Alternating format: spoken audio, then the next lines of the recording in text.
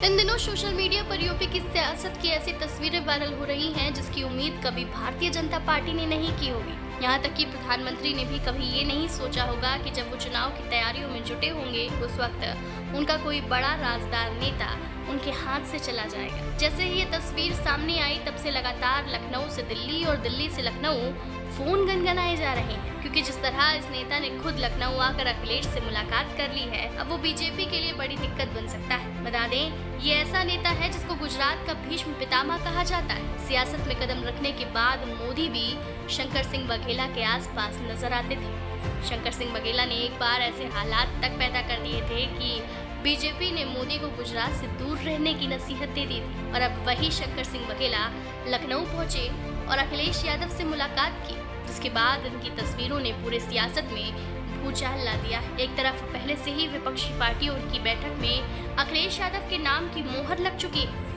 और अब मोदी की वाराणसी की सीट भी फंसी हुई है। और ऐसे में अगर मोदी के बड़े राजदार नेता अखिलेश के साथ खड़े हो जाएंगे तो बीजेपी की हालत पतली हो जाएगी। आपको याद होगा, जब अखिलेश यादव गुजरात दौरे पर थे तो भी वहां शंकर सिंह वघेला से उनकी मुलाकात हुई थी, लेकिन वो मुलाकात एक शिष्टाचार के तौर पर दर्ज हुई।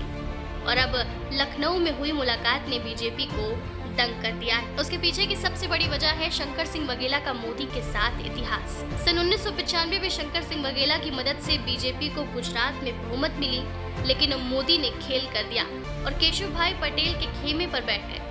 उस समय हालात ये हो गए थे कि बीजेपी ने किसी तीसरे को मुख्यमंत्री बना दिया था, लेकिन शंकर सिंह वघेला ने इसे मानने के लिए एक शर्त रख दी थी, और वो शर्त थी कि मोदी को गुजरात की राजनीति से आउट किया जाए। वहीं शंकर सिंह वघेला एक बार फिर से अब मैदान में खेलने की तैयारी कर रहे हैं। शंकर सिंह वघेला जरूर बीजेपी से बाहर है और बीजेपी में सिर्फ मोदी और शाह की चलती है, लेकिन ये बात वो भी अच्छी तरह से जानते हैं कि गुजरात की सियासत में बॉस शंकर सिंह वघेला ही है और उनके एक झटके से पूरी बाजी पलट सकती है। ऐसे में उनका अखिलेश के साथ आ जाना बीजेपी के लिए गुजरात के साथ साथ उत्तर प्रदेश में भी नुकसान पैदा कर सकता है। खैर, इस पर आप पर क्या कहना है, कमेंट करके जरूर बताएं।